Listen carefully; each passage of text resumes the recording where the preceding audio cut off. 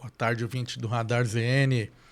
Mais um bate-papo bacana hoje aqui, tá? Antes da gente começar esse bate-papo, se inscreve no nosso canal, compartilha com os amigos. Vamos divulgar o que tem de bom aqui na nossa região. Hoje nós temos o prazer de receber aqui o Gerson Magdaleno. Ele foi eminente grão-mestre do Grande Oriente do Brasil, São Paulo, de 2019 a 2023. Cirurgião dentista, um cara muito bacana. Seja bem-vindo. Muito obrigado, Beto. Uma alegria muito grande, uma honra. Agradeço o convite de nós estarmos aqui juntos conversando, falar um pouco da maçonaria, falar um pouco da nossa vida, falar um pouco do dia a dia, né, da nossa cidade, do nosso estado. Bacana. Vamos começar você se apresentando para o nosso ouvinte do Radar ZN. Quem é o Gerson Magdaleno? O Gerson Madalena é uma pessoa que começou a trabalhar com 15 anos de idade, né? Morava na zona oeste de São Paulo. Comecei a trabalhar como protético com 15 anos. Depois entrei numa faculdade de odontologia em 1985. Eu me formei, nasci em 1960, né? Estou com 65 anos. E assim eu comecei a minha vida. Quando foi em 1999, eu fui chamado para ser iniciado na maçonaria em 1999. Aí eu entrei, eu já conhecia maçons, né? Porque meu pai, quando eu era bem novinho, meu pai tinha amigos que eram maçons, que frequentavam a minha casa. Seu pai chegou a ser? Né? Mas o Não? meu pai não ia. E eles sempre convidavam meu pai, né, para fazer parte da maçonaria, mas o meu pai falava assim, o que a gente faz lá? Eu falei assim, a gente não pode saber. Eu falei assim, então não entro.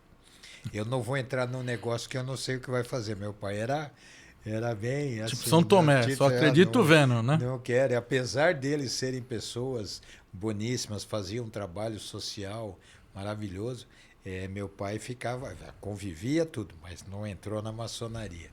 Aí, quando eu fui convidado, em 1987, eu fui convidado para ser maçom. Eu sou co-cunhado do Major Olímpio, que na época era capitão, e ele entrou na maçonaria, porque na época ainda ele era tenente. E ele entrou na maçonaria, foi chamado, entrou e me convidou, mas eu não me achei, assim, eu não achei que estava no momento de entrar na ordem. E aí, em 99, o meu cunhado, né, o irmão da minha ex-esposa, chamou para entrar na maçonaria, o Luiz. E aí eu acabei entrando no Grande Oriente do Brasil. E comecei, gostei, a maçonaria, me encantei com a maçonaria, eu sou apaixonado pela maçonaria. Eu vivo maçonaria 24 horas por dia, né? Porque para mim maçonaria é o estilo de vida, de você procurar realmente fazer com que o mundo à sua volta, as pessoas à sua volta, quando estão próximas de você, se sintam bem. Que a gente faça do nosso ambiente um ambiente de harmonia, de tranquilidade. Mesmo quando há divergência de assuntos, essa troca é importante para que a gente cresça. Então eu respeito muito a opinião diferente, respeito aqueles que não pensam como eu, mas é assim, mas mesmo assim a gente mantém sempre esse clima de harmonia, de alegria. Eu brinco muito. A gente, né, fala assim, o cara era grão-mestre, acha que a gente é turrão, é mal-humorado, é muito sério. Eu sou sério para trabalhar, eu sou sério para fazer aquilo que é o correto. Mas leva a vida Mas com eu leveza. levo bastante, Beto, bastante. É assim. Para quem não conhece, o que é a maçonaria? Bom, maçonaria é uma instituição que reúne pessoas, que reúnem homens para fazer, assim, de autoconhecimento. A maçonaria é uma escola de autoconhecimento para que aqueles que fazem parte dela se autoconheçam e sejam pessoas melhores. Ela prima pela prevalência do espírito sobre a matéria. Então, o nosso objetivo dentro da ordem é evoluir como ser humano e ser uma pessoa melhor. Lapidar as. Lapidar a pedra bruta. Por que a gente usa esse termo de lapidar a pedra bruta? A maçonaria, como todo mundo sabe, não é segredo para ninguém, porque isso está na internet para quem quiser saber, né? Isso é uma coisa assim. A maçonaria ela tem origem assim, é quase uma unanimidade entre os historiadores que a maçonaria veio da época das guildas de pedreiros livres. Então, na Idade Média, né? Na verdade, muito antes. É importante saber que maçom significa pedreiro. Não tem francês, maçom é pedreiro. Pode entrar lá no tradutor do Google e você vai ver. Coloca lá, pedreiro em francês. Aí você vai ver que é maçom. Então, dizem assim, a maçonaria é de tempos imemoriais, existe desde tempos imemoriais. Sim, a maçonaria operativa, aquela que fazia com que as pessoas fossem nos canteiros de obra, nas pedreiras, cortassem a pedra Por isso que e chamam os levassem. obreiros, né? Por isso que chamam obreiros. Então, isso existe realmente, a maçonaria a operativa, os pedreiros, eles existem há milênios. Nós temos aí escavações que são feitas até hoje, a arqueologia mostra, escavações que têm 10, 12 mil anos de construção de pedra. Algumas não sabem nem de que civilização era.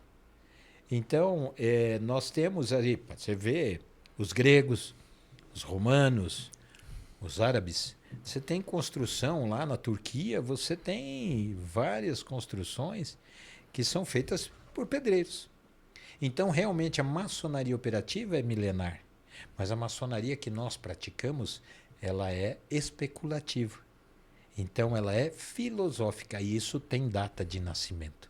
Ela nasceu em junho de 1717, quando 4 guildas, né, 4 corporações de pedreiros se uniram, porque eles se reuniam sempre nos solstícios, nas festas solsticiais, para fazer os seus procedimentos de iniciação. E naquela época, na Idade Média, um pouco antes, havia assim sempre essa festejo dessas festas solsticiais, porque era quando eles acreditavam que você estava entrando ou num processo de crescimento no solstício de inverno, quando você tem a maior noite do ano, e aí ela começa a voltar e o dia começa a ficar maior que a noite. E tem o solstício de verão, que é quando tem o maior dia do tempo e ali começa a retroceder e começa a ficar mais escuro. Então, eles faziam essas festas solsticiais e que comemoravam depois, né, a cristandade juntou festas pagãs e ficou sendo São João Batista em junho e São João Evangelista em dezembro. Então você tem essas festas solsticiais.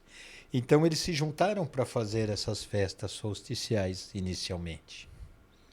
Depois que eles se juntaram, então a maçonaria quando passou de operativa para especulativa, cada membro da sua guilda se tornou, cada membro da ordem, da loja, ele se tornou uma pedra para a construção de um edifício social ideal. Então, eu e todos os membros da maçonaria somos uma pedra para a construção de um edifício social ideal. Havia na Idade Média corporações de marceneiros, corporações de ferreiros e corporações de padeiros. Todas as profissões tinham as suas corporações. Então, nós somos descendentes da corporação de pedreiros, das guildas. Então, a gente se transformou. Então, qual é a função da maçonaria especulativa? Quando você está na operativa, para você fazer a construção de uma obra, você tem que ter as pedras muito bem juntinhas, muito bem polidas, para que você possa encaixar uma pedra na outra.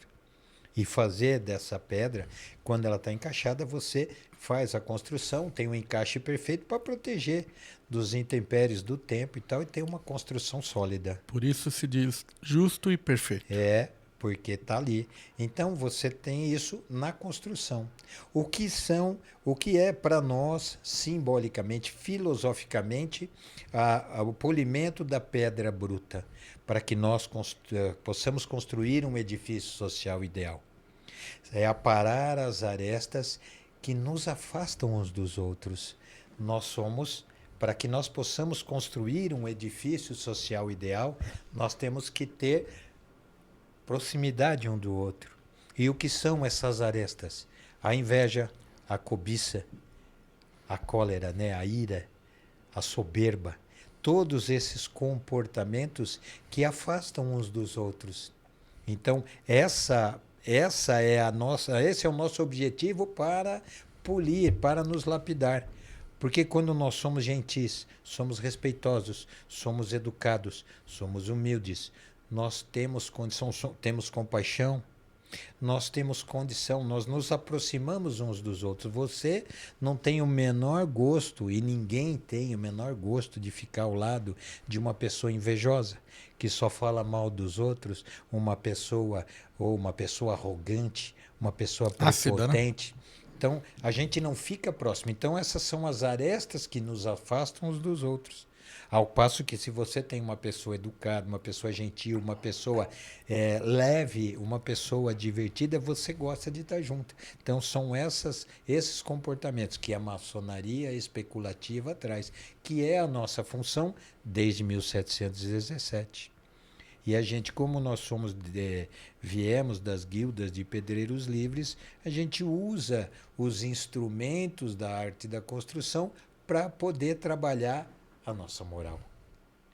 Então, por Sim. isso que nós temos instrumentos de simbologia para a gente ter o conhecimento de onde devemos trabalhar, o esquadro, o compasso, a régua, a trolha, o nível, o prumo. Porque são instrumentos que cada um, para ter uma ideia, o nível, o que é o nível? O nível vê a horizontal, se está perfeita. Para nós, ele simboliza a igualdade. Todos nós Como somos ver iguais. a vertical. Pois é. Para ver se você Então, vê a está retidão. aplumado. Né? Isso. Então, aqui, apesar, assim, não tem muitas pessoas que desconhecem a ordem, né? Dizem, porque só entra rico. Isso é uma grande bobagem. Nós temos pessoas de todas as profissões dentro da maçonaria. Não E existe dentro uma também elite. não existe, porque o cara não tem dinheiro, ele não é. Às vezes o cara não tem dinheiro e ele é o grão-mestre. E pode ser, você passa por certo problema e vai. Então, essa igualdade é que nós temos aqui. Nós não fazemos distinção de nenhuma profissão. Qualquer um pode estar aqui dentro. Nós temos A distinção é do comportamento. É o comportamento que vale. É o seu. Você tem que ser uma pessoa de bons costumes, tem que ser uma pessoa que livre tenha e de bons costumes. E moral ilibada. Tem que ter princípios, né? Então é isso que vale, não a profissão. A profissão ela é interessante, a gente vê e preza para não fazer com que a pessoa gere problema para sua família se estiver aqui dentro, porque nós temos despesas dentro das lojas. Sim. Né? Então a gente paga aluguel, a gente paga água, luz, tem o material que a gente usa dentro da loja, tem os paramentos que a gente vai comprando. Então, as joias, isso né? tem um custo mensal.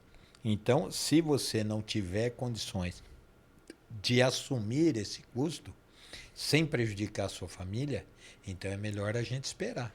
Por isso que a esposa tem que concordar, né? Também a esposa tem que concordar, porque ela sofre diretamente caso ele esteja passando, né, levando dificuldade para casa por conta da maçonaria. Então essa é a nossa função, é a nossa preocupação dentro da ordem. Não tem nada a ver com profissão, tem a ver com não prejudicar a pessoa que está ingressando na ordem. A pessoa para fazer parte, primeiro ela é convidada. Sim. Não é porque ela quer entrar, né? Tem muito caso aí que o cara fala, eu vou entrar, não é assim, né? Não, tem que ver se ele tem o convite. Existe o perfil. Primeiro é que é importante a gente saber que maçonaria não transforma pessoas de má índole, bandido e mocinho, né?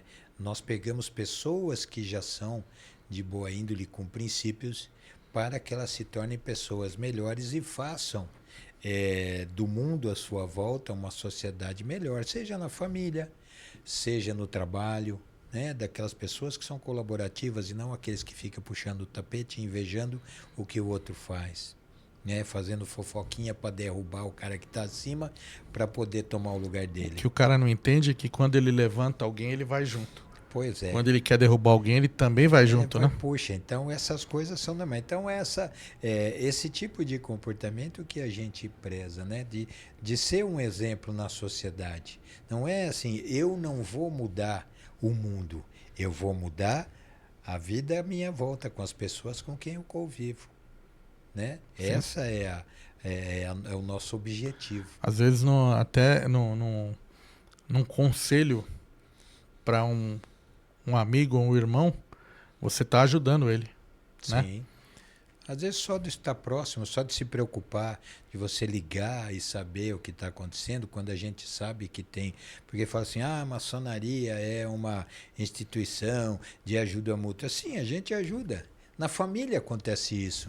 Às vezes você tem um irmão, tem um primo que está passando necessidade e vocês se ajudam. Você vai lá e ajuda ele para que ele possa se levantar, se reerguer. Na maçonaria nós somos uma família. Nós nos chamamos de irmãos. Sim. As nossas esposas São são as cunhadas, cunhadas. Por quê? os Porque filhos, se sobrinhos. precisar, pois é, se a gente precisar ajudar alguém, a gente ajuda. Se a gente precisar de ajuda, nós somos ajudados. Mas não é porque isso é para você ficar rico. É para você continuar vivendo com dignidade. Sim. Então a gente preza por isso. Na sociedade, nós prezamos pelo fim da desigualdade. Só que é muito mais complexo, porque não depende só da gente. Depende da educação do povo, depende da ideia, né, do compromisso e do comprometimento e da postura de quem está dirigindo um município, uma cidade, um estado ou o próprio país. Depende da cabeça dele, como ele vai utilizar os recursos que ele recebe. Por que não fazer a coisa correta chegar até onde deve? Por que não utilizar o dinheiro sem precisar fazer conchavo? O dinheiro existe, o Brasil é um país muito rico.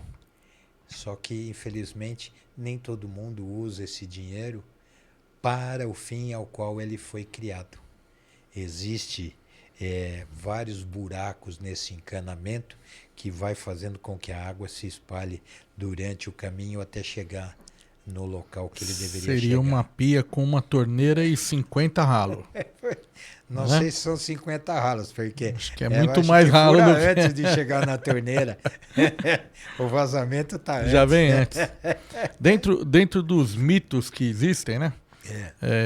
Tem coisa que a gente escuta, né? A pessoa não conhece e por ser secreto, né? Discreto hoje, vamos dizer assim, aí criam-se os mitos, né? Por exemplo, eu escutei uma vez de uma senhora católica. Perguntei porque o marido estava olhando, porque tem uma igreja em Redenção da Serra que foi construída pela maçonaria, né? Sim. Tem os símbolos na porta, tudo, né? Até dentro, né? Você olha e você vê os símbolos, né? Eu perguntei pro marido dela, o senhor é maçom, né? E ela falou, não, meu marido é católico. Eu falei, mas peraí, para ser maçom, primeiro tem que acreditar em algo superior, Sim. né? Seja católico, seja espírita, seja evangélico, o que for. Tanto é que o ateu não entra, né? Sim. Ele tem que acreditar em algo superior. E aí cria-se esses mitos, né? Infelizmente, aí a gente tem que entrar um pouco na história, né? O relacionamento entre igreja e maçonaria, as corporações de pedreiros, lá atrás, era de contratado-contratante. As guildas de pedreiros livres, as corporações de pedreiros, quando o Império Romano ruiu e a Europa se fechou em feudos, então você tinha lá o senhor feudal com a sua família, com as pessoas próximas, com os nobres, e tinha os camponeses, que trabalhavam a troca para a família, em troca de segurança, em troca de proteção. Eram castas extremamente rígidas. Quem era camponês não tinha acesso à nobreza.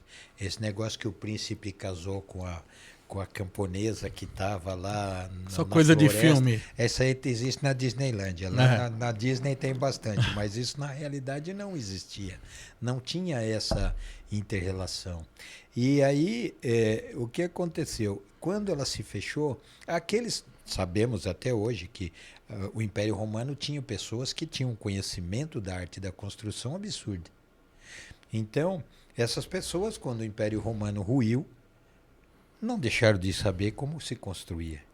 Então eles tinham essas guildas de trabalhadores que se sujeitavam apenas às igrejas. A igreja contratava para fazer catedral, para fazer monastério, para fazer convento, para fazer igreja, para fazer capelinha. Então a maçonaria era contratada para fazer o seu trabalho. E assim foi. E eles só se reportavam ao Papa. Eles não se reportavam às leis locais. Então, por isso que eram chamados de pedreiros livres, ou franc-maçon, ou freemason em inglês, ou liberi muratori em italiano. Então, esses pedreiros livres, por que eles eram chamados de pedreiros? Porque eles eram a única casta que não estava ligado ao senhor feudal, que podia circular livremente na Europa.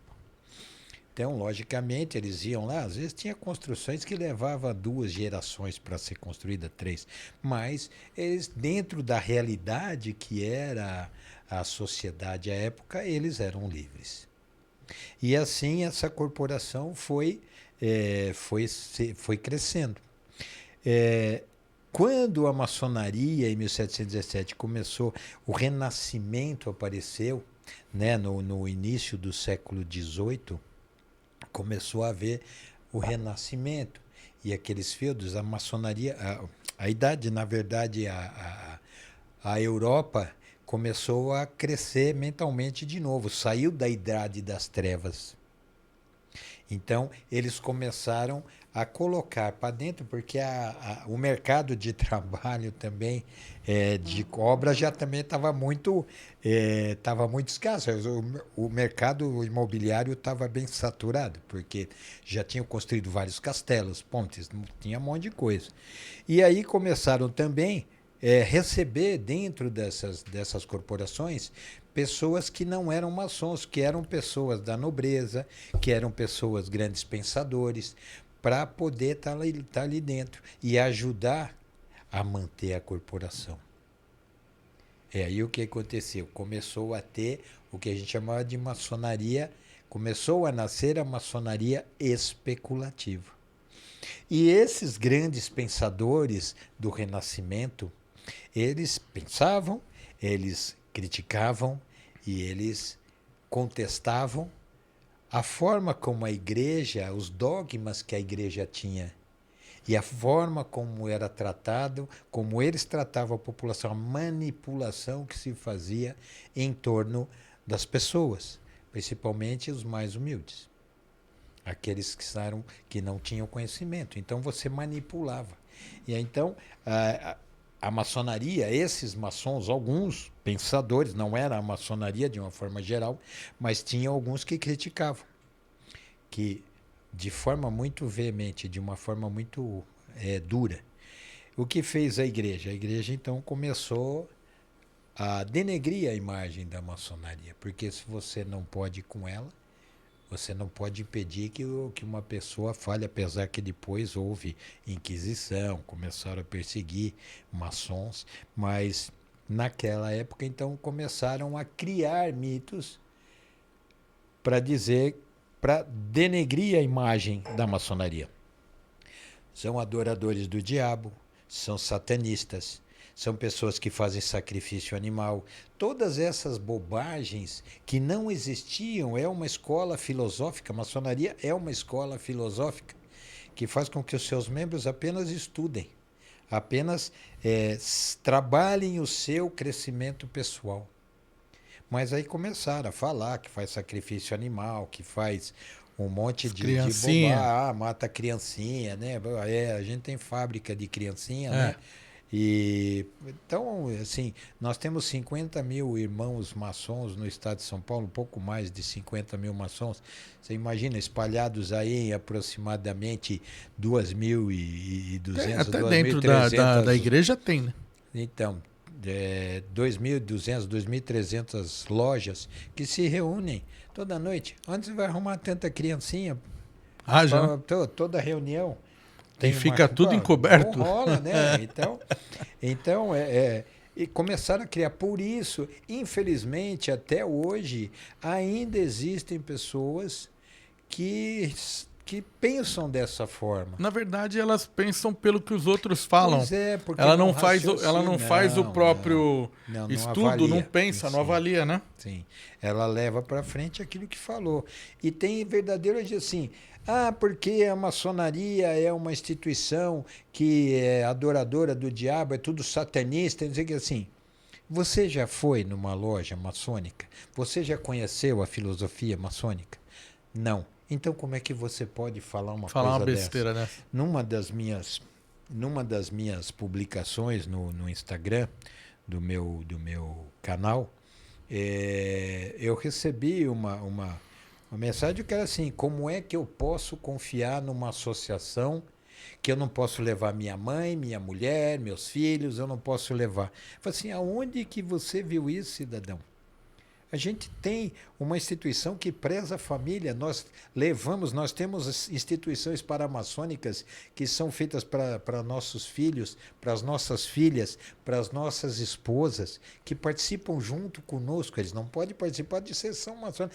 Mas o que está. Porque está lá, não sabe aquilo que você não sabe, não pode ser de Deus.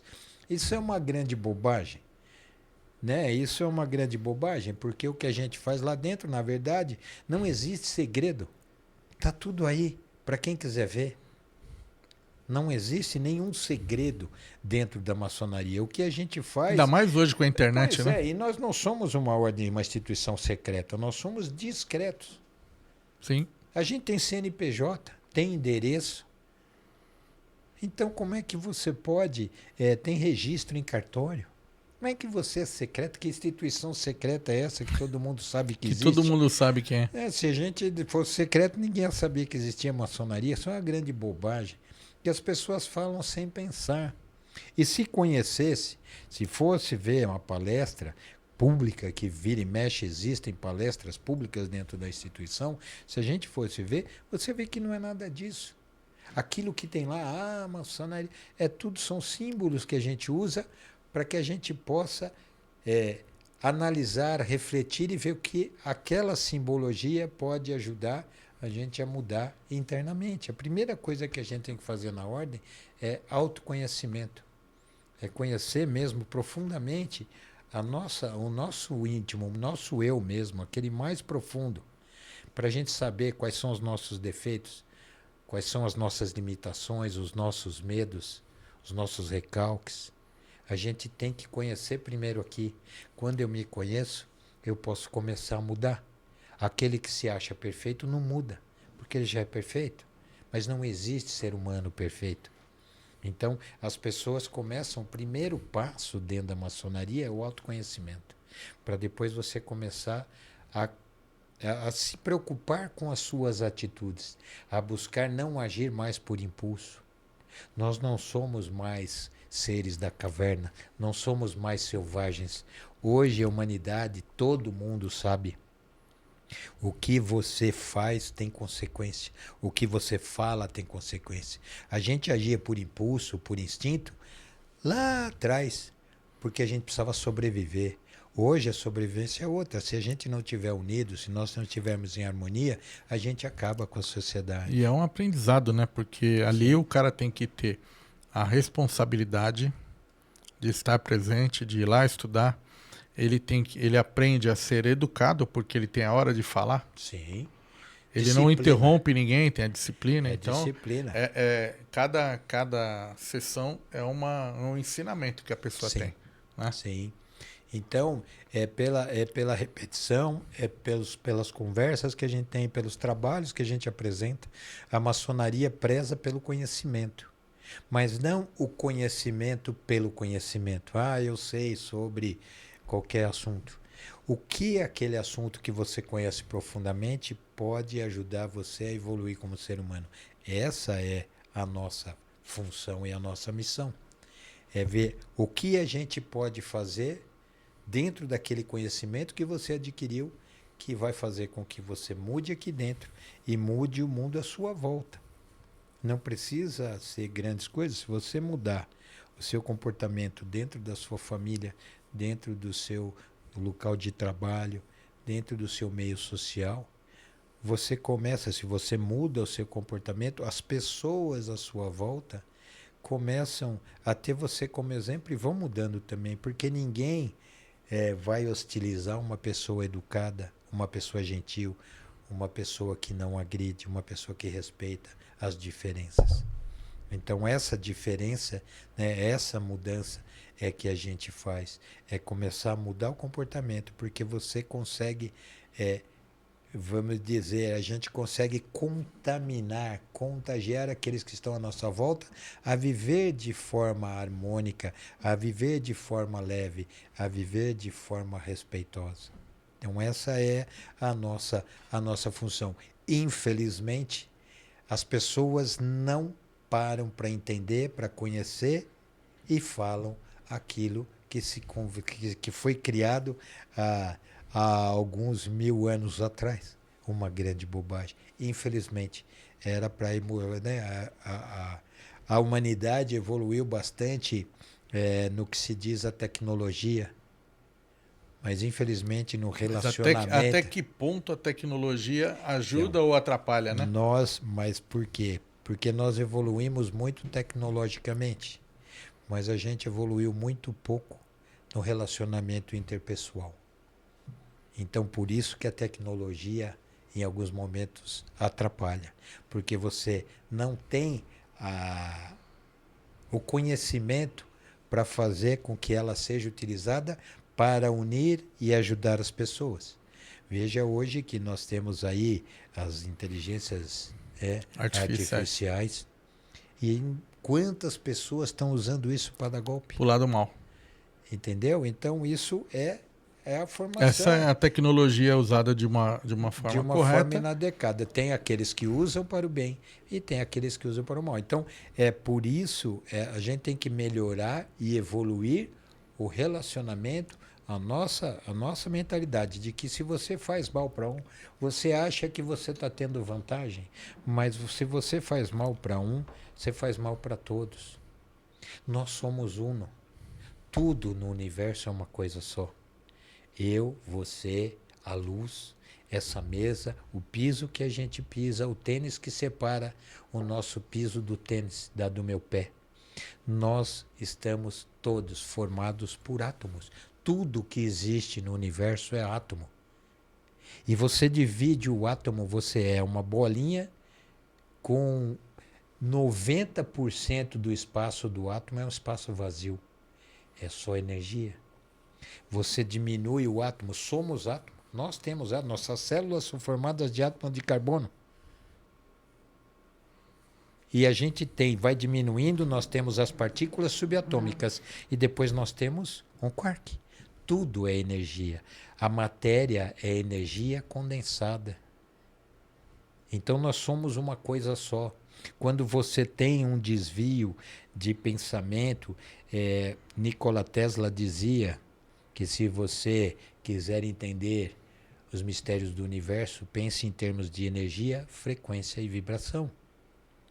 Tudo é frequência e vibração. A energia é tudo. Nós somos energia. O nosso pensamento é a lei da atração, né? É a lei da atração que a gente tem que usar. Mas a lei da atração não é a repetição e o pensar. É o sentir. Isso. Você não consegue materializar nada se você não sente aquilo como verdade. Não adianta eu pensar assim, eu vou conseguir acertar ou comprar um carro. Só que assim, mas eu não tenho dinheiro. Como é que eu vou arrumar dinheiro para comprar o carro? Então você já neutralizou. Você já se nivelou por baixo. Você já neutralizou aquela possibilidade que a física quântica diz, né? Que o universo, a física quântica, assim, enquanto você não colapsa a ideia, tudo é possível. Infinitas possibilidades. A hora que você decidiu o que você vai fazer ou escolheu o caminho, você colapsou. E a pessoa não pode pôr teto no seu sonho. Não, você pega, sonha e vai. E as coisas vão acontecendo e você vai indo. A gente percebe muitas vezes, quando você faz um negócio realmente, pensa e tem um objetivo realmente que você Eu acredita, vou fazer aquilo. as coisas começam a acontecer. O universo É conspira o que para o bem, né? fala, é aquela coisa que fala assim, é coincidência. Não, é o universo trabalhando, é a energia que está trabalhando para você, é Deus que está fazendo isso por nós. Sim. Você Porque tá a gente fala assim, emanando boas vibrações é que Deus quem Deus vai faz. fazer você colher. É Deus quem faz. A gente chama de Deus. O cientista não chama de Deus, chama de campo. Mas é Deus, é o Criador. No Caibalião falam que é o todo. É aquele que é aquele que existe, é aquele que criou tudo. Então, quando você está alinhado a Ele, acredita que Ele é quem vai deixar tudo aberto para você chegar no seu objetivo sincero, as coisas começam a acontecer, coincidências começam a aparecer e as coisas vão fluindo naturalmente. Quando você exige alguma coisa, você já começa a bloquear essa vinda. A ansiedade, o medo, curiosidade, isso são sentimentos que A bloqueiam. pessoa se sabota, né? Eu não O consigo fazer autossabotagem. isso. Como não? Como assim? Você tentou? Exato. Pois é. Não, Hã? deixa assim, fala e toca. E Eu vai não posso. embora. Você pode? Pode, a gente pode qualquer coisa, Sim. desde que a gente acredite. Né? Então é isso, infelizmente, essa é a filosofia da ordem, que infelizmente foi deturpada através dos séculos por essa briga da igreja com a maçonaria. Ô Gerson, dentro da maçonaria existem, não sei, se chama cargo, não? Aprendiz, São graus. graus. Sim. Então tem o aprendiz, depois tem o companheiro, aí vem mestre. Sim. E quais os outros cargos que Não, que você chegou no cargo no estado de Então, São Paulo, você chegou no cargo máximo. O grau, aprendiz, companheiro e mestre. São esses três. O resto são funções que a gente vai galgando administrativamente. Então, eu assumi alguns cargos e funções na minha loja quando eu era mestre. Depois que eu me tornei venerável, que é como se fosse o presidente da loja, depois que eu me tornei venerável, aí eu encerrei a minha gestão e fui convidado para trabalhar na potência estadual. E ali eu fui crescendo, fui me dedicando, fui trabalhando, fui me tornando conhecido. Isso acabou Na fazendo... potência estadual, como é que é? Potência estadual, aí é o Grande Oriente do Brasil. De São Paulo existe a grande loja do estado de São Paulo, o Grande Oriente Paulista. São as Lá potências. tem deputado. No Grande Oriente, então, são situações administrativas, né? São divisões, é como existe no mundo profano. Né? Profano não é palavrão. Profano em português significa não iniciado. É bom a gente explicar, porque Não é fora do templo? Profano é aquele que não foi iniciado, não é pejorativo e não é ofensivo. Tá ok? Então vamos continuar a conversa. Profano, então, quando a gente está no mundo profano, nós temos vários tipos de governo, vamos dizer assim. A maçonaria, para se entender de uma forma muito simples, as grandes lojas, ela tem um sistema tipo parlamentarista, monarquia parlamentarista. Então, ela tem uma estrutura administrativa que tem o grão-mestre, quem seria o rei, vamos dizer assim, o primeiro-ministro. Mas muito bem. No Grande Oriente do Brasil já é uma federação, já é tipo presidencialismo. Então nós temos o poder executivo, nós temos o poder legislativo e o poder judiciário. Administrativamente falando, a gente só dá essa nomenclatura porque fica fácil de se entender, mas nós temos as nossas funções ali daquele que cuida da administração, daquele que se preocupa com a administração, que fiscaliza, que seria o poder legislativo, e que é o grão-mestre e o executivo, é aquele que faz o trabalho. O poder, os irmãos do conselho que fiscalizam o que está sendo feito é o que a gente chama de poder legislativo, internamente, pejorativo. E tem aqueles que nós somos feitos de pessoas. A maçonaria é composta de pessoas. E pessoas não são perfeitas. Então, quando há algum deslize, quando há algum problema, quando há alguma coisa errada, nós temos aqueles que são, que a gente chama de poder judiciário, ou seja, é o conselho, o conselho de ética, que seria numa entidade de classe, por exemplo, você tem um conselho de ética. O que o conselho de ética faz?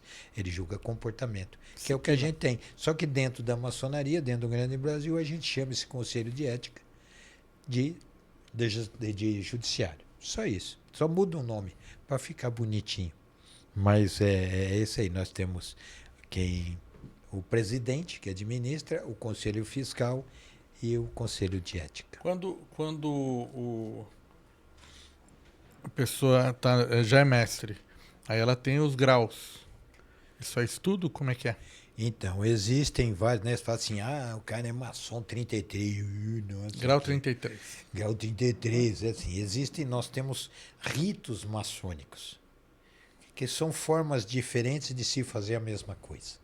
O objetivo é igual para todos eles, só que a forma de fazer é diferente. Então, você tem linhas de atuação diferentes. É igual ao cristianismo. Cristianismo não tem? Você pega o cristianismo. Cristo não criou a religião cristã. Ele não veio aqui para criar o cristianismo. Só que aí, os homens fizeram assim. Nós temos a igreja ortodoxa, nós temos a católica, nós temos os protestantes, nós temos os anglicanos, nós temos os evangélicos, são todos, né? Aí você tem uma gama imensa de instituições cristãs, que no fim na base é utilizado para propagar os ensinamentos de Cristo, mas cada um do seu jeito, cada um da sua forma. É certo ou errado? Não. Não existe o certo ou errado. Cada um tem o seu jeito, rito, né? Cada um vai fazer da sua forma. A mesma coisa dentro da ordem maçônica. Nós temos ritos diferentes para trabalhar o nosso interior e nos tornarmos pessoas melhores. Então, os graus filosóficos, alguns ritos não têm nem grau filosófico. Tem outros que têm 9 graus acima do grau de mestre. Quando você é mestre, você pode fazer os graus filosóficos. Então, tem aqueles que vão do 4 ao 33, tem aqueles que vão do 4 ao 9, do 4 ao 6, aqueles que não vão para lugar nenhum, que não são assim, aqueles que você escolhe o caminho. Então, depende do rito que você pratica. Para a pessoa chegar ao venerável, para chegar a ser venerável, ela só precisa ser mestre, ou ela precisa ter evoluído esses graus? Só ser mestre. Só mestre. A plenitude ter passado maçônica, por alguns cargos dentro da loja, né? A plenitude maçônica é dada no grau de mestre. Venerável mestre, e que depois se torna mestre instalado, é uma condição especial de um mestre que passou pelo cargo de venerável. Então existem os mestres maçons e os mestres instalados que passaram pelo cargo de venerável mestre. E depois do 4 ao 33, ou do 4 ao 9, ou do 4 ao 6, esses daí você faz se você quiser. Você pode fazer ou não. São graus filosóficos, que você vai se aprofundar nos estudos maçônicos, se você quiser. Essa não é uma obrigatoriedade. Não tem obrigatoriedade. Não, você faz se você quiser. Entendeu? E são filosóficos. Assim, nem todo mundo que é 33 é uma pessoa diferenciada. E nem todo mundo que é só mestre é uma pessoa ruim, né? Isso vai da índole de cada um. Então, o que me valoriza, eu sou grau 33. Tá bom, isso não importa nada, importa para mim. Olha, eu fui do 1 ao 33. O que eu aprendi nisso? O que eu evoluí com esse conhecimento? Se eu não aprendi nada... O que te mudou como pessoa? Pois é, se eu não mudei, se eu não pensei diferente, não valeu nada todo esse estudo. Né?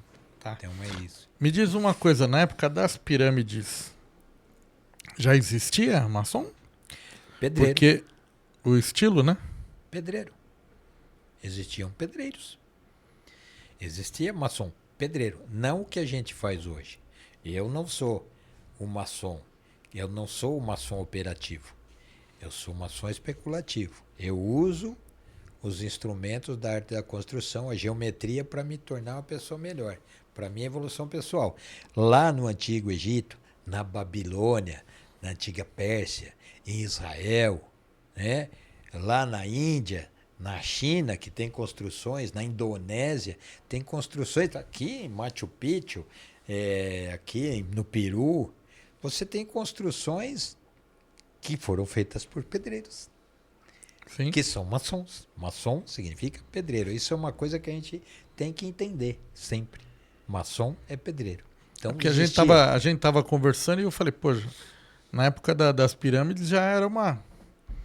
Sim, eles tinha a religiosidade deles, né? A maçonaria, os egípcios, assim, tinham os seus deuses, cada um tinha um poder, cada um fazia uma coisa diferente. Então você tinha aquele que ajudava a você atravessar quando você morria para ir para o vale e voltar com insegurança. Então tinha aquelas superstições todas que eles faziam, né? Mas os egípcios foram muito importantes para nós, para a gente aprender hoje.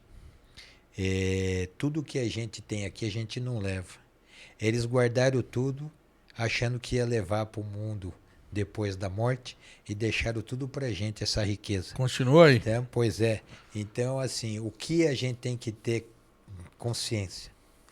Nós viemos para este mundo sem trazer nada, e nós vamos embora sem levar nada.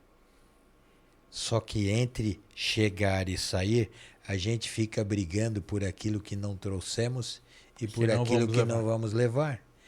Aí, quando a gente vive dessa forma materialista, a gente está vivendo uma vida medíocre, uma vida sem graça, uma vida sem nenhum objetivo evolutivo. A gente tem que focar em outras coisas, no bem-estar das pessoas ao nosso lado, no bem-estar da humanidade de uma forma geral, dando um pouco de dignidade a todos. Muito bacana. Arthur? Eu já ia perguntar agora já. Vai, Arthur. Arthur, qual que é o objetivo final da maçonaria? Um objetivo final que vocês têm? O objetivo final é assim, a maçonaria, eu costumo falar assim, a maçonaria é uma instituição autofágica. Porque o objetivo dela é fazer com que as pessoas se tornem pessoas perfeitas. Se tornem pessoas unidas, pessoas respeitosas, sem maldade, sem enganar, sem usurpar, sem roubar, sem matar. Quando a humanidade agir dessa forma, ela não precisa agir mais. Então o objetivo da maçonaria é fazer com que os seus membros sejam pessoas melhores e disseminem esse comportamento, esse pensamento. Mas não seria mais fácil de disseminar esse comportamento com a sociedade dentro? Não dá para você fazer a sociedade dentro, porque infelizmente as pessoas, nem todo mundo acredita, nem todo mundo aceita, nem todo mundo está disposto a ser uma pessoa melhor. Você tem o mundo, infelizmente, a humanidade ainda ela está muito crua. Nós temos pessoas que são maldosas, nós temos pessoas que são usurpadoras, nós temos pessoas mentirosas, nós temos pessoas que são invejosas. Então a gente não tem como ter isso aqui dentro.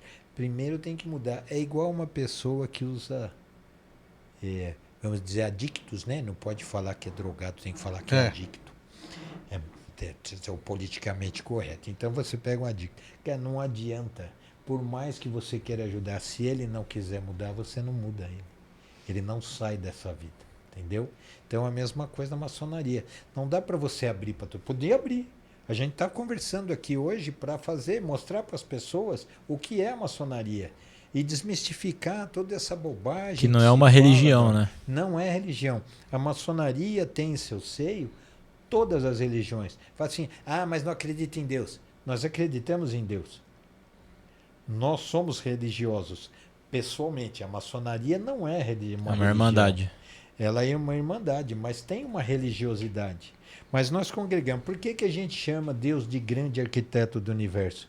Porque o grande arquiteto do universo, um grande arquiteto, é aquele que construiu tudo. Deus criou tudo. Está lá no Gênesis, né?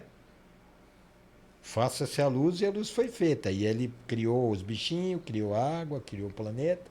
E assim foi feito. Então, é o grande arquiteto. Aí, cada religião tem um nome para ele.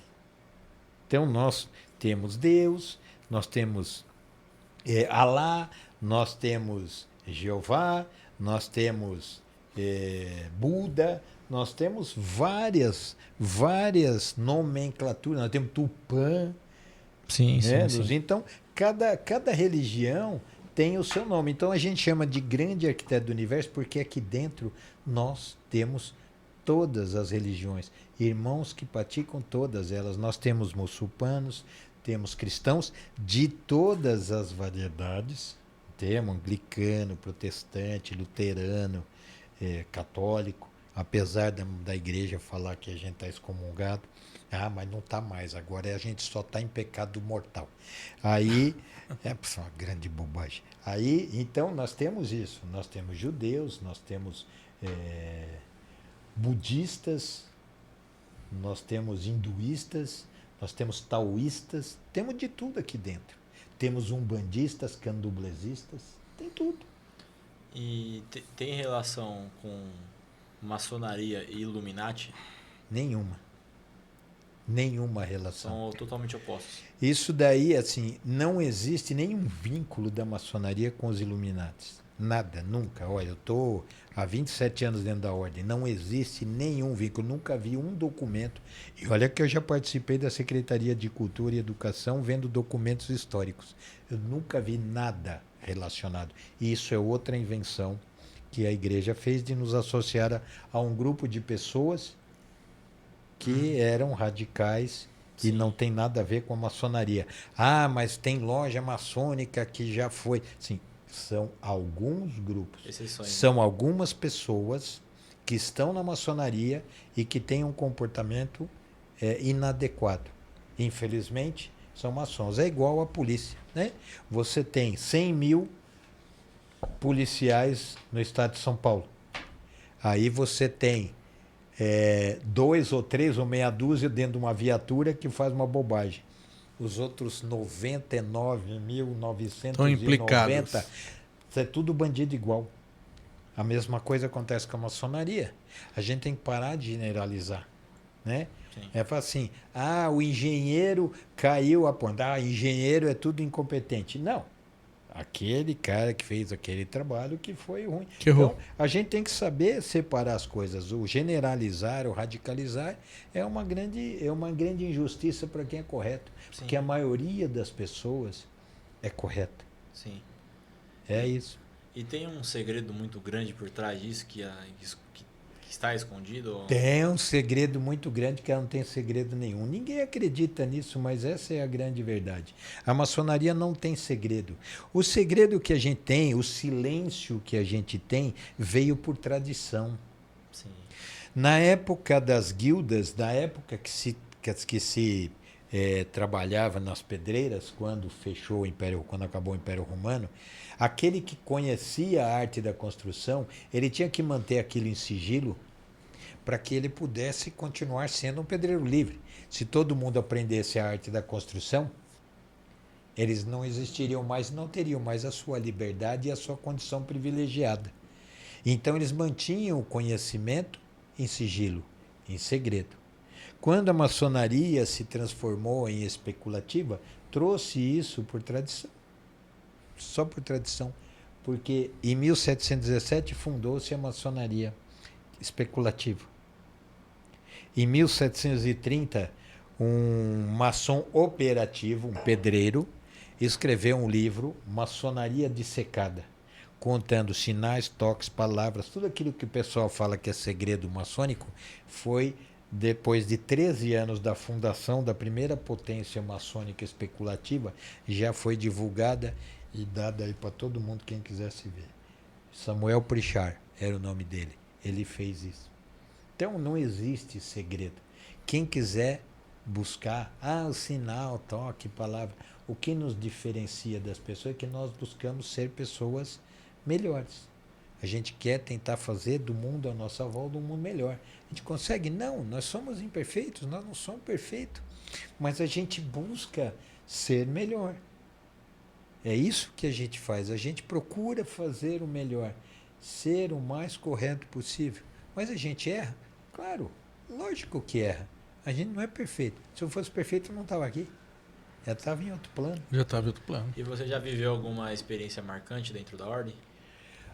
Bastante experiências marcantes, sim. Eu já tive, nesses 27 anos, assim, quando eu fui eleito para ser venerável mestre da minha loja, foi o dia que eu tomei posse, foi um dia que eu me emocionei bastante.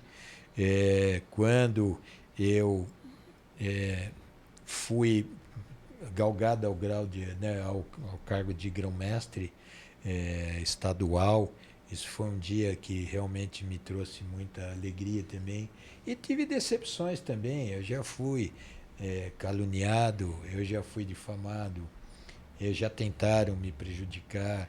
É assim, do mesmo jeito que foi bom, foi ruim. São experiências que nós vamos trazendo para a vida e aprendendo. E trazendo isso para a nossa realidade e usando isso para fazer com que a gente entenda que a gente tem que evoluir. Tudo ajuda, tudo acerta, né? Principalmente os momentos ruins. E tem muita loja espúria que fica tentando, né? Até pela internet, né? A pessoa entra lá e ela fica buscando na internet, né? Esse é o problema. Vem pra cá, você tem todo o perfil para ser Illuminati, me chama no particular. O que as pessoas precisam entender, principalmente aqueles que são que desconhecem o que é maçonaria, sim, a maçonaria não convida pela internet. Ele não manda convite para você e fala, venha ser maçom, você tem o perfil correto. Isso não existe. E tem muita gente usando o nome da maçonaria para enganar aqueles que são curiosos e têm curiosidade de entrar. Alguns chegam a ser enganados até porque também é ganancioso, né? Porque tem propaganda maçônica aí que o cara fala assim, ó, você entra na maçonaria, dá 10 mil, daqui 2 meses você ganha 50. Onde você vai ter um negócio que você entra com 10 mil e ganha 50 em 2 meses, 3? Então a ganância também faz com que você caia no golpe. Porque você não pensa, só pensa no dinheiro. Mas existem muitas. O nome maçonaria é um nome de domínio público. Então muita gente usa isso porque ela causa uma curiosidade muito grande. Tem muitas pessoas que querem entrar na ordem, então usam o nome para enganar. Então você tem que tomar cuidado. Cuidado. Nós temos potências regulares que são reconhecidas aqui no Brasil. Então você tem que tomar cuidado. Você tem que procurar a origem. Sim. Entendeu? A regularidade. São 4 potências que nós temos aqui, que a gente pode... tem Comab, tem CMSB, tem o Grande Oriente do Brasil, que que são potências maçônicas regulares. E a gente precisa realmente ficar atento. Aqueles que querem ser maçom, vai procurar uma loja maçônica. Vai na sede, na internet tem lá a sede da potência. Vai lá procurar. Vai buscar. Tem lá. Tem na São Joaquim, tem ali numa travessa da... O GOB SP fica onde? Fica na São Joaquim O também? GOB SP não. O GOB SP mudou agora há pouco tempo e eu até, vira e mexe, eu esqueço. Eu sei que o número é 18, é uma travessinha da Avenida Liberdade. Nós temos ali a nossa sede. Né? Alguma coisa Machado, não sei o nome exatamente, esqueço. O nome porque é recente para mim. Mas o Grande Oriente está ali. O Grande Oriente Paulista está na Santa Cecília. Então temos maçonaria na rua São Joaquim, nós temos maçonaria ali numa travessa da Liberdade e lá na Santa Cecília. Então essas são potências. Vai lá, conversa, vai ver. cuidado, porque tirando essas que estão na São Joaquim, que estão ali na Liberdade, eu preciso ver o nome aqui, eu já passo. Vê aí para mim o endereço e aí e tem ali, tirando essa da Santa Cecília, da travessa da Avenida Liberdade e da São Joaquim, esquece, o resto é papanica. Manda aí, Arthur, manda aí que eu tô procurando. Vai ter gente revoltosa comigo, mas o fato é esse, são só 4. E qual um conselho que você dá para um jovem que está querendo entrar na maçonaria? Olha, primeiro tem que ter consciência de que você precisa se dedicar. Quando você entra na ordem, você tem que se comprometer a estar presente nas sessões, porque é só através... O Álvares Machado 18. Isso, eu sabia que tinha um Machado. Bairro da Liberdade. Álvares Machado, número 18, na Liberdade. Esse é do Grande Oriente, tem na São Joaquim e tem na Santa Cecília, que é o Grande Oriente Paulista. O resto é engodo. Eles vão ficar estressados porque eu estou falando isso, mas não caiam em Arapuca. Porque depois vocês vão querer sair de lá para vir na potência regular, porque vocês estão limitados a um monte de coisa. Bom, mas assim, qual que é a pergunta mesmo, Tiago? O jovem, né? Então voltamos isso. Aí ao jovem. Jovem. E tem alguma idade limite? Você tem 18 anos, 20 anos, a partir daí você tem condição. Mas um jovem ainda está se estruturando. Então o que precisa ver assim? Hoje em dia tem muito jovem aí, menino aí de 26, 27 anos até 30 anos que está bem estabilizado. A internet é coisa que eu não consigo entender, essa remuneração para o cara ficar jogando conversa fora e ficar rico. Isso é uma coisa que para mim, para quem usava telefone com disco, isso é uma coisa muito absurda, assim, de você precisar trabalhar. Hoje não é, o trabalho é diferente. A coisa está evoluindo de tal forma que não tem mais orelhão. Pois é, não tem mais nada, né? Daqui a pouco não tem nem mais celular. Aí o que faz assim? Tem que frequentar, tem que estar junto, tem que participar, porque o aprendizado vem com a convivência, vem com o estudo, vem com a prática diária. Então, toda vez, a loja é semanal, vá toda semana na loja. É quinzenal, vá toda quinzena, porque é dentro da sessão que a gente consegue trocar informação. Você vai ter lá, hoje eu fiz um trabalho sobre psicologia social. Você vai lá, apresenta o trabalho sobre psicologia social. E aí você conversa, troca, todo mundo fala. Essas coisas que a gente faz lá dentro. Né, de falar de trabalho, de falar do dia a dia, de comportamento. Então, é importante o jovem ter essa condição e poder se manter, porque existe um custo, como eu já falei, para manter a loja. Você tem aluguel, você tem água, tem luz, tem os insumos que você pega, tem o papel higiênico, você tem o jantar que tem depois da sessão. Então, isso gera um custo.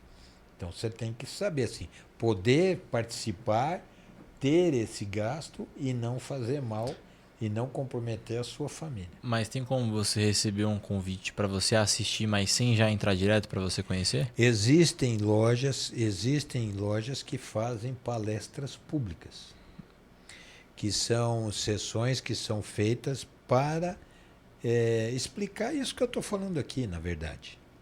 De explicar o que é maçonaria, tirar dúvida, conversar.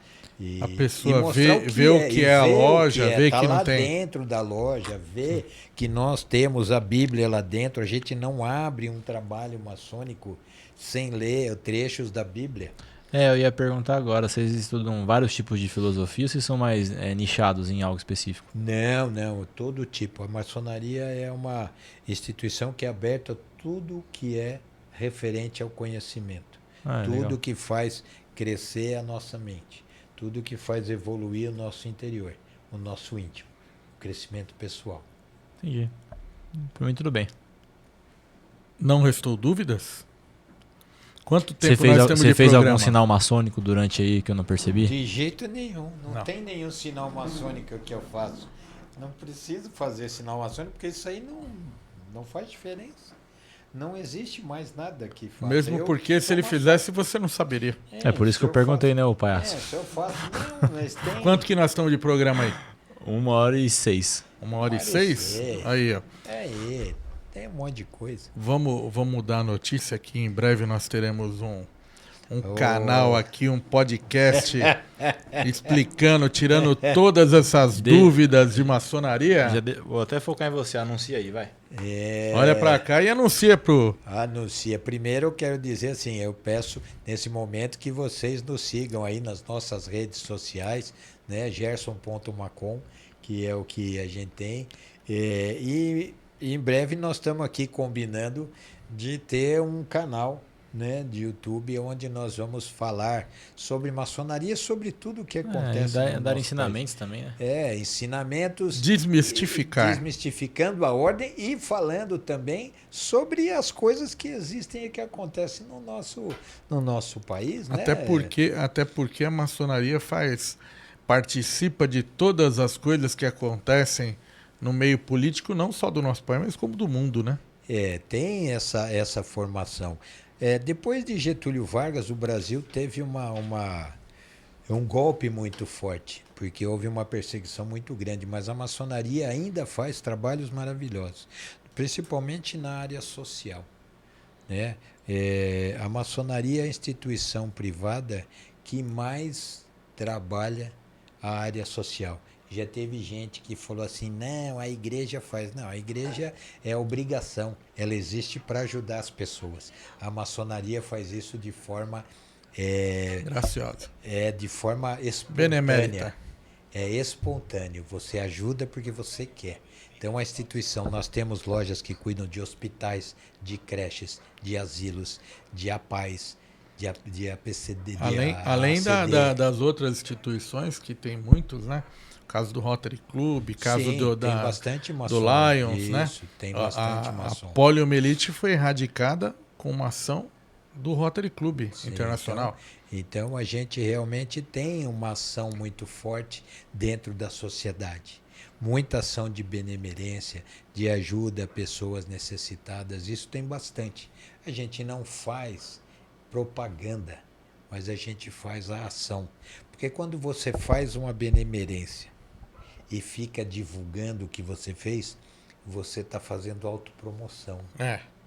Você está trabalhando o seu ego e a sua vaidade. Eu fiz. Não, faça. Então a maçonaria faz. A população que é ajudada sabe. As pessoas que são favorecidas sabem. A gente não precisa ficar divulgando. Por isso que fala, a maçonaria não faz nada. É bíblico, né? Muito. O que a mão esquerda faz, a direita não precisa saber. Que já falava, não era assim, na Bíblia está assim. Então essa é a nossa filosofia. Então a gente faz bastante coisa. Então tudo isso a gente vai conversando aqui. Inclusive de conversar sobre coisas que acontecem na nossa sociedade. Muito bacana. Pessoal, nós estamos aqui finalizando a nossa entrevista com o Gerson Magdaleno, eminente grão-mestre do Grande Oriente do Brasil, São Paulo, na gestão 2019 a 2023, cirurgião dentista. E ele vai estar aqui.